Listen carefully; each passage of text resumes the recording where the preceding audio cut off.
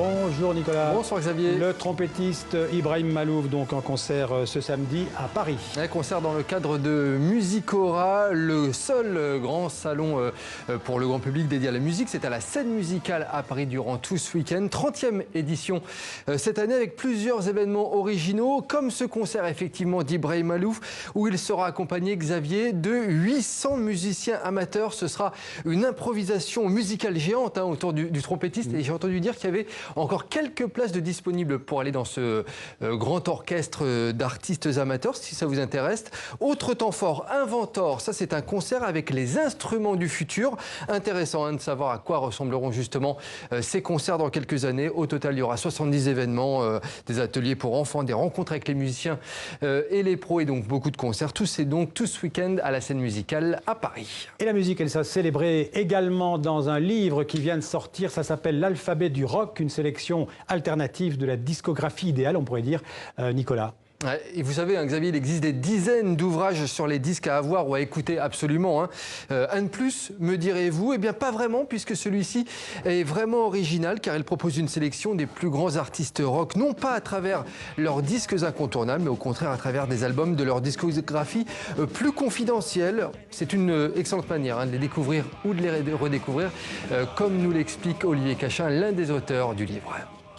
L'alphabet du rock, c'est une façon de présenter des groupes que beaucoup de gens connaissent, pour la plupart en tout cas, mais avec des albums qui ne sont pas forcément les plus évidents. Si on prend l'exemple de Eagles, ça ne va pas être Hotel California, ça va être un autre disque. C'est l'idée de présenter, je dirais pas une discothèque alternative, mais en tout cas une ouverture vers des disques qui sont des albums superbes en vinyle et qui ne sont pas forcément ceux qui sont les plus représentatifs ou les plus en tout cas commercialement connus des artistes présentés. L'idée qu'on puisse piocher, qu'on puisse feuilleter et s'arrêter sur une pochette, sur une photo. Je pense à celle par exemple de Vincent Price avec Alice Cooper, qui est absolument délirante. Une pochette de disque. Là, on va se dire, tiens, qu'est-ce qu'il y a derrière? Et quand on tire le fil, eh ben, on découvre des morceaux incroyables, des classiques ou des morceaux oubliés et qui méritent d'être découverts. Et puis ce qui est intéressant, c'est que ce livre laisse une grande place au visuel avec des photos oubliées et décalées des groupes, mais aussi des pochettes et des vinyles des CD, souvent très graphiques et inventives.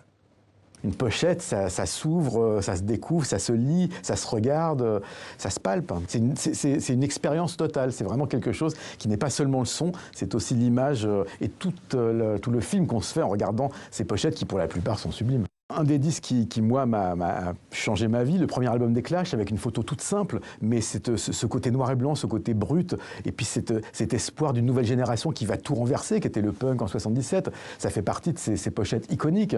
Mais il y en a plein. Il y a aussi des groupes qui, a priori, sont pas rock au sens premier du terme, mais qui sont dans un univers rock. Je pense à Grandmaster Flash, à The Furious Five, qui avec The Message, et cette pochette filmée dans les rues de New York, donne toute une ambiance de ce que va être ce hip-hop qui à l'époque était très militant et qui racontait aussi des histoires aussi sociales que celles que le rock racontait dans les années 70.